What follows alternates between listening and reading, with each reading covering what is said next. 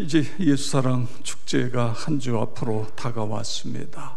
이미 교회 소식 시간에 본 것처럼 많은 계획이 준비되어 있습니다. 기도의 자리에서 또 전도의 자리에서 여러분 모두가 함께 참여해서 영혼을 구원하는 그런 일에 쓰임받기를 축복합니다. 폴 트리비 경외라는 책을 썼습니다. 이 책의 부제는 뒤틀린 삶을 바로 잡는 힘입니다. 죄가 하나님을 향한 우리의 경외심을 뒤틀리게 했고, 그리고 경외의 대상을 헛된 것으로 삼게 만들었다고 지적하고 있습니다. 그리고 이 뒤틀린 삶을 바로잡는 힘이 경외라는 것입니다. 오늘날 전 세계가 겪고 있는 혼란, 혼미, 끔찍한 도덕적 타락의 근원의 출발이 경외심을 잃은 데서부터 시작되었다는 것입니다. 하나님을 두려워하지 않는 것, 하나님을 경외하지 않는 것, 바로 여기서부터 뒤틀림이 시작되었고, 그 결과 경외하지 않는 사람들의 특징인 불평, 불순종, 물질 우상주의가 되었다는 것입니다.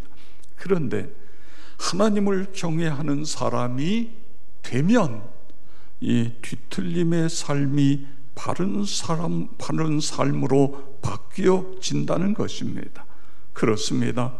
하나님을 향한 경외심의 회복, 이것이 바로 모든 뒤틀림의 삶의 삶을 바로 잡는 것, 그래서 건강하고 행복한 삶을 살아가게 되는 근거가 되는 것입니다. 경외심 회복이 처음 사랑의 회복임을 믿고 하나님을 경외하는 그런 삶을 살아가시기를 축복합니다. 오늘 본문에 보면 고린도 교회에 대한 말씀입니다. 고린도 교회는 사도 바울이 2차 전도 여행 때에 이곳에서 1년 6개월 동안 머무르며 복음을 담대히 전했습니다. 그리고 교회가 세워진 것입니다. 어느 시대나 복음을 처음 들어가서 교회를 세우기까지는 많은 희생이 따르고 어려움이 또 많은 그런 환난이 따르게 되어집니다. 고린도전서 2장 3절에 보면 내가 너희 가운데 거할 때에 약하고 두려워하고 심히 떨었노라, 그렇게 말씀하고 있습니다. 바울이 고린도에 들어가서 복음을 전할 때에 약하고 두려워하고 심히 떨었다, 이런 표현을 쓰고 있습니다. 여러분, 그냥 마음이 심히 떨렸다 이렇게 쓰면 될 텐데 왜 바울은 약하고 두려워하고 심히 떨었다 이렇게 표현했을까요? 여러 가지 이유가 있을 것입니다. 이미 고린도 지역을 점령한 이교도의 강력한 세력들이 복음 전함을 방해하고 있기 때문에 이런 두려움이 있었을 것입니다. 또 그뿐만 아니라 고린도 지역에는 철학자들이 학문과 그들의 교만한 태도, 그래서 이들에게 복음을 전하려니까 눈앞이 깜깜한 것입니다. 또 도덕적으로 타락된 음란한 도시에서 복음을 전한다는 것이 너무너무 어렵다고 생각할 수도 있었을 것입니다.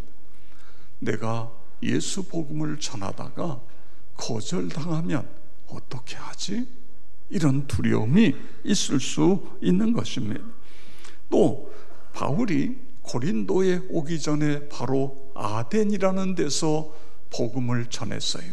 그런데 이 아덴에는 철학의 도시입니다. 그래서 복음을 전할 때에 열심히 철학적으로 그렇게 복음을 전했는데 결과가 신통치 않았어요. 그래서 마음이 많이 불안했을는지도 몰라요. 여러분은 어떻습니까? 길거리에서 누군가에게 전도할 때에 거절당하면 어떻게 하지? 이런 두려움이 생길 수 있지 않습니까? 여러분이 여러분의 가족, 친지, 친구, 이웃에게 복음을 전할 때에, 내가 복음을 전하는 데에 당신이나 잘 믿으세요? 이런 식으로 반응하면 어떻게 하나? 그런 어떤 두려움이 우리에게 생겨질 수 있지 않습니까? 그래서 사람들은 자꾸만 변명거리를 찾아요.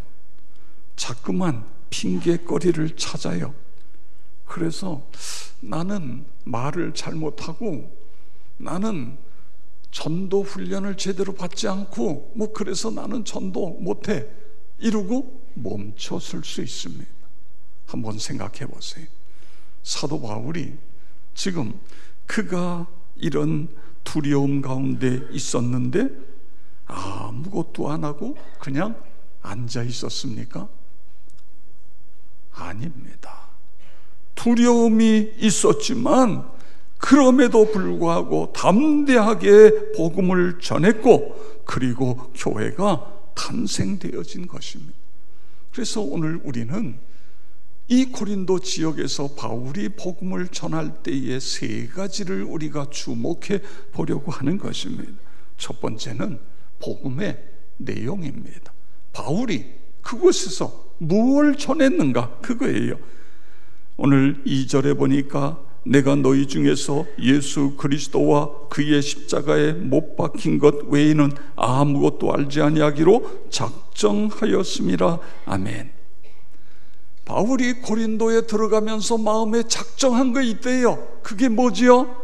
바로 예수 그리스도와 십자가만을 알고 십자가만을 전하겠다, 그렇게 마음에 작정했다는 것입니다. 왜 그렇게 작정했을까요? 아덴에서 자기의 모든 지식들을 다 총동원해서 복음을 전했지만 그 결과가 신통하지 않았어요.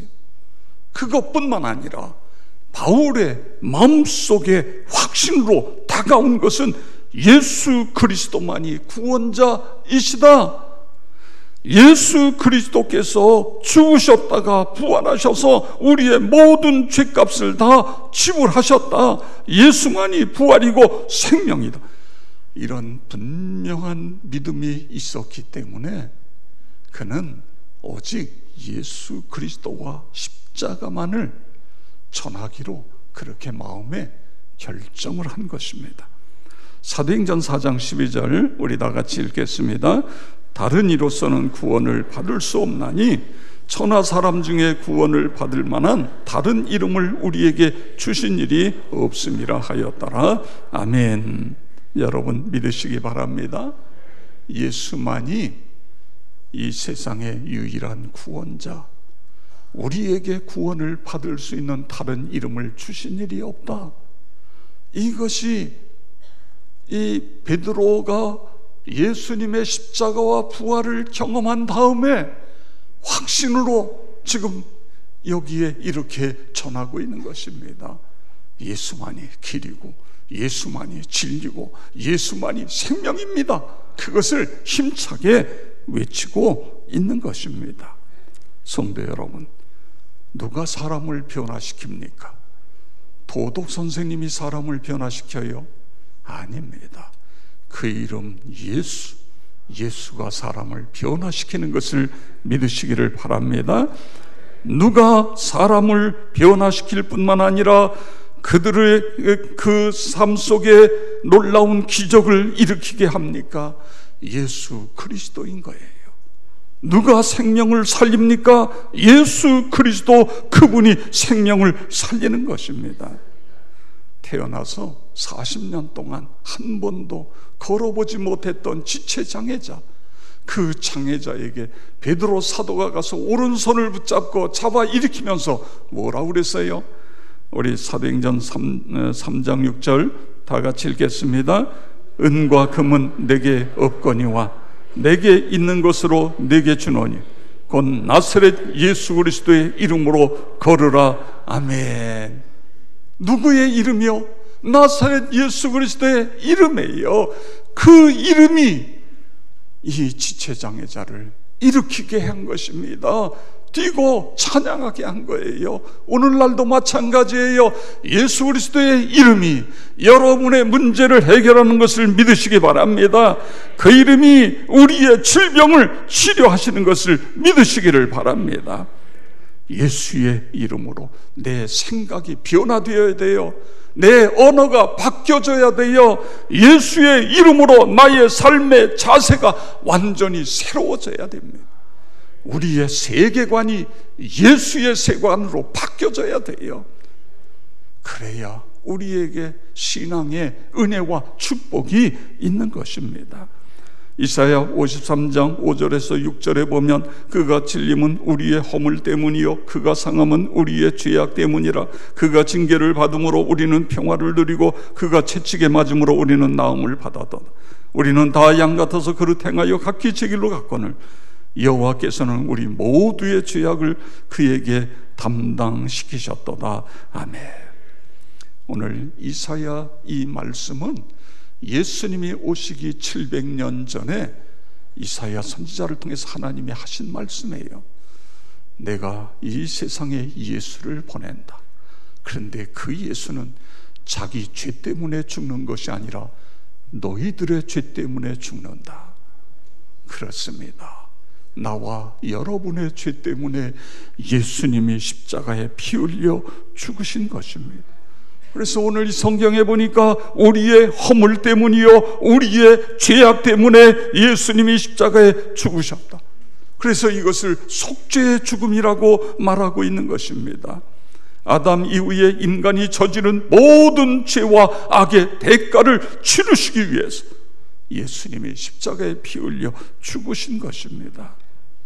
여러분, 그리고 그 십자가는 우리 죄를 대신해 죽으셨을 뿐만 아니라 우리의 모든 질고를 대신 짊어주신 십자가예요.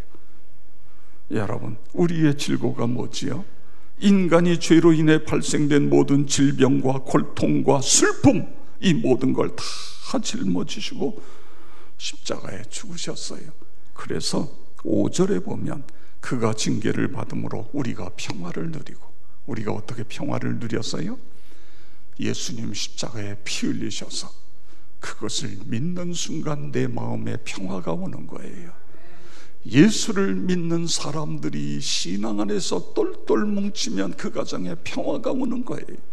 그 교회에 평화가 오고 우리가 사는 이 사회에 평화가 오고, 그 다음에 뭐라고 말씀하고 있어요? 그가 채찍에 맞음으로 우리가 나음을 입었도다. 믿으시기 바랍니다. 예수님 십자가에 피 흘려 구속하심으로 우리가 나음을 입었다, 그거예요. 죄 용서받게 되고, 죄 용서받으니까 영적인 치유가 일어나고, 영적인 치유가 일어나니까 육체적인 질병이 떠나가게 되어지고, 그래서 우리가 영육간에 나음을 입었도다. 할렐루야. 그렇습니다. 인간의 가장 큰 문제는 돈이나 권력이 아닙니다. 죄가 가장 큰 문제인 것입니다. 죄는 모든 관계를 깨뜨려 버려요. 죄가 들어가면 행복했던 부부의 문제도 문제가 생깁니다. 행복한 가정에서 부모의 자식 관계도 죄가 들어가면 문제가 생기고, 교회도 마찬가지인 것입니다. 그런데 여러분, 이 모든 관계를 깨뜨리는 이 독과 같은 죄, 자신이 내가 죄인입니다라는 자각이 일어나면서부터 이 문제가 해결이 되어지는 것입니다. 깨진 관계의 회복은 내가 죄인이라는 사실을 알면서부터 시작이 되는 거예요. 시몬이요, 갈릴리에서 고기를 잡아요. 밤새도록 고기를 잡았는데 한 마리도 잡히질 않았어요. 그래서 그물을 이제 다시 털면서 닦고 그러는데 예수님이 오셔서 시몬아, 깊은 데 가서 그물을 던져라. 그래서 던졌더니 세상에 그물이 찢어질 정도로 많은 고기가 잡힌 거예요. 여러분, 그러면 우리가 경제적인 논리로 생각해 봅시다. 예수님은 뭘 잘 알아요? 고기가 있는 데를 잘 알아요. 시몬과 그의 친구들은 뭐예요? 그물을 던지는데 도사예요. 자, 그렇다고 한다면 예수님, 우리 동업합시다. 4대 6으로. 예수님은 고기 잘하는데 알고 우리는 그물질 잘하니까 우리는 노동력을 했으니까 우리가 6이고 예수님은 4고 그러면서 그럴 수 있잖아요. 그런데 베드로 사도는 그물에 많은 고기가 잡히는 것을 보는 순간 내가 죄인이라는 게 깨달아져요. 예수님, 내가 죄인입니다. 나를 떠나소서. 예수님 앞에 엎드려 그렇게 자신이 죄인이라는 것을 고백하고 있는 것을 볼 수 있습니다. 여러분은 어떠세요? 내가 죄인이라는 사실을 인정합니까? 많은 사람들은 잘 인정하려고 하지 않아요. 그뿐만 아니라 나 정도면 꽤 괜찮은 사람이라고 그렇게 생각하는 것입니다. 그런데 성경은 우리에게 뭐라고 말씀해요? 의인은 없나니 하나도 없다. 로마서 3장 10절에서 그렇게 말씀하고 있는 것입니다. 여러분, 사회는요, 이 세상은 죄를 졌기 때문에 죄인이라고 이야기합니다. 그런데 성경은 죄인이기 때문에 죄를 짓는다고 이야기하는 거예요. 제가 며칠 전에도 그런 예를 들었습니다만, 여러분, 사과가 사과나무이기 때문에 사과가 열리는 것이지 사과가 열리기 때문에 사과나무가 아니에요. 이거 조금 헷갈리죠? 네, 그렇습니다. 사과가 열리지 않아도 사과나무는 사과입니다. 사과나무예요. 사과가 하나가 열려도 사과나무예요. 1000개가 열려도 사과나무예요. 그런 것처럼 우리가 죄인이기 때문에 죄를 짓는 거예요. 어떤 사람은 나는 죄를 조금 졌기 때문에 괜찮다? 아닙니다. 죄를 많이 졌건 적게 졌건 한 번 졌건 우리는 죄인인 것입니다. 이 죄에 대한 자각이, 이것이 중요한 것입니다. 그런데 이 죄의 문제를 우리 인간이 해결할 수 없는 거예요. 그래서 하나님께서 마리아에게 성령으로 잉태하여 예수님을 이 세상에 보내신 거예요. 그분은 죄가 없는 분이신 것입니다. 그래서 이 죄 없는 예수님이 오셔서 우리 모두의 죄를 담당하시고 십자가에 피 흘려 죽으셨다가 3일 만에 부활하신 것입니다. 그리고 그를 믿으면 구원을 받게 하시는 거예요. 예수를 믿으면 영생에 이르게 하신 것입니다. 이것이 복음인 것입니다. 사도 바울은 이 사실을 깊이 깨달았기 때문에, 여러분, 바울을 이야기해 보세요. 나는 로마 시민권이 있어? 나는 바리새인이야? 나는 저 예루살렘으로 유학한 유학파야? 나는 가진 게 너무 많이 있어? 그것으로 전도가 됩니까? 아니죠. 이런 모든 것들을 다 배설물로 여기고 나는 오직 예수 그리스도와 예수가 십자가에 못 박힌 그 십자가만을 나는 알기로 작정했다. 그 십자가만을 전하기로 작정했다. 여러분, 이것이 복음의 내용인 것입니다. 우리도요, 우리의 사랑하는 가족들, 친지, 친구들에게 가서 이야기하는 거예요. 전도폭발 45분 복음제시 다 모두 외워도 상관없어요. 예수님이 우리 죄를 대신해서 이 세상에 오셔서 죽으셔서, 그래서 하나님이 그를 다시 살려주신 거예요. 누가 당신의 죄를 대신해서 죽었어? 당신의 부모도 당신의 죄를 위해서 죽지 않았어. 예수님만이 죽으셔서 그 예수를 믿을 때에 내 죄가 용서함을 받는 거예요. 하나님 앞에 나와서 예수 믿고 우리 구원 받읍시다. 그렇게 초청할 수 있는 것입니다. 자, 그 다음에 두 번째로, 오늘 바울이 복음을 전하는데 어떤 자세로, 어떤 태도로 복음을 전했냐, 그거예요. 3절에 보시기 바랍니다. 내가 너희 가운데 거할 때에 약하고 두려워하고 심히 떨었노라. 아멘. 왜 약하고 두려워하고 떨었어요? 물론 이 부분은 어떤 그 복음을 전하는 것에 대한 두려움, 그런 의미도 이 속에 있지만 또 하나 뭐냐 하면 하나님 앞에서의 본인의 연약함을 고백하는 모습인 것입니다. 하나님, 나는 아무것도 아닙니다. 하나님의 도움이 없이는 이 복음을 제대로 전할 수 없습니다. 그래서 겸손으로 허리를 동여 매는 것입니다. 하나님 앞에서 진실하고 성실하게 순종하겠다고 하는 그런 자세의 모습인 것입니다. 서론에서 말씀드린 것처럼 경외라고 하는 책에서 오늘의 이 뒤틀려진 오늘의 이 많은 문제의 해답은 하나님을 경외하는 것으로부터 시작이 된다. 오늘 우리가 복음을 전하기 전에 나는 하나님을 어떻게 믿고 있는가, 우리 스스로 자신을 살펴봐야 됩니다. 정말 겸손한 모습으로 살아가고 있는가? 그런데 여러분, 이게 내가 겸손해지려고 하다 보면 외식하는 자가 될 수 있어요. 하나님의 영이 내 안에 들어오셔서 나도 모르는 사이에 내 모습이 겸손한 사람으로 바뀌어져야 됩니다. 순종의 사람으로 바뀌어져야 되는 거예요. 그래서 세 번째, 그 다음에 그런 이야기를 하고 있는 것입니다. 4절에 보면 내 말과 내 전도함이 설득력 있는 지혜의 말로 하지 아니하고 다만 성령의 나타나심과 능력으로 하여. 아멘.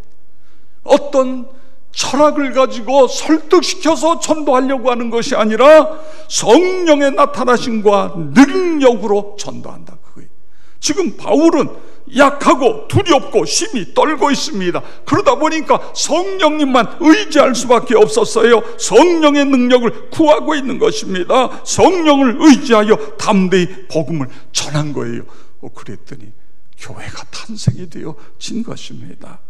오늘날도 마찬가지입니다. 여러분, 나는 약하고 두려워서 떨 때에도 성령님은 우리와 함께 하신다 믿으시기 바랍니다. 내 마음이 불안하고 초조해도 성령님은 우리 한 사람 한 사람과 함께 하신다는 것을 믿으시기를 바랍니다. 그래서 우리가 태신자를 정해놓고 기도하는 거예요. 성령님 도와주세요. 성령님 내 태신자 만나주세요. 그 마음을 움직여주세요. 그래서 내가 그를 만나서 이야기할 때에 내 삶에 간증하고 고침받은 간증, 응답받은 간증, 예수로 날마다 기뻐하고 감사하며 살아가는 간증을 이야기할 때 성령님께서 그 마음을 움직여 주시옵소서. 그렇게 기도하는 거예요. 한국 최고의 전도 왕들이라는 책을 교회 성장 연구소에서 펴냈습니다. 거기에 보면 부산 수영로 교회의 구순의 집사님 글이 실려 있어요. 본인은 20대 후반까지 교회의 교자도 들어보지를 못하고 예수의 예자도, 누구도 자기에게 예수에 대한 이야기를 하지 않았다는 거예요. 한국에서 어떻게 이런 일이 있죠? 여하튼 그랬다는 거예요. 그런데 20대 후반에 어느 목사님 부부의 전도를 받고 교회를 나가기 시작했고, 거기서 훈련받으면서 예수님을 자신의 구세주로 믿게 되었다는 것입니다. 본인이 신앙생활하면서도 전도하고는 자기하고는 전혀 관계없는 것, 그렇게 신앙생활을 했는데 그 교회도 우리 교회처럼 예수 사랑 축제 뭐 이런 걸 한 거예요. 그러면서 태신자를 적어내라, 그리고 그들을 위해서 기도해라. 그래서 적어내고 기도하기 시작했어요. 기도하면서 자기 친구들 한 사람 한 사람 이름 적어놓은 사람에게 전화를 하기 시작했어요. 친구의 이름을 불러가면서 얘들아, 하나님 살아계신다. 꼭 한번 와서 그 하나님 만나봐. 뭐 이러면서 전화를 한 거예요. 그리고는 계속해서 기도를 해요. 물론 그 중에는 여러 가지 가정적으로 많은 어려움, 갈등 이런 것 때문에 하나님 특별히 이 예수 복음이 누구에게 더 필요합니다. 이번에 꼭 교회에 와서 예수 믿게 해주세요. 그래서 전도를 돌리고 교회에서 하는 것처럼 새벽 기도하고 때로는 금식하면서 그 이름을 기도할 때마다 성령님 얘 찾아가야 돼요. 얘 만나주세요. 얘 우리 예수사랑 축제에 오게 해주세요. 그리고 막 기도했어요. 그리고 당일이 됐어요. 어떤 일이 일어났을 것 같아요? 30명이 몰려온 거예요. 친구들이 30명이. 그러면서 이 구순의 집사님은 하나님께서 나에게 이 전도의 어떤 은혜를 주셨구나. 그때부터 발벗고 전도하기 시작하면서 전도 왕이 돼서 책에 그의 간증이 실리게 되어진 것입니다. 성도 여러분, 예수님은 복음을 전하라고 말씀하셨고 구체적인 방법은 말씀하시지 않았어요. 그런데 성령을 받으라는 말씀은 여러 번 하셨어요. 승천하시기 전에 사도행전 1장 8절에도 뭐라고 그래요? 오직 성령이 너희에게 임하시면 너희가 권능을 받고 예루살렘 온 유대 사마리아 땅끝까지 이르러 내 증인이 되리라 이렇게 말씀하고 있는 것을 볼 수 있는 것입니다. 예수님이 나의 구원자이시다. 여러분 믿으시죠? 그렇습니다. 그 예수 안에 생명이 있고 그 예수 안에 능력이 있고 예수 안에 소망이 있고 예수 안에 영원한 기쁨이 있다. 여러분 믿으시기를 바랍니다.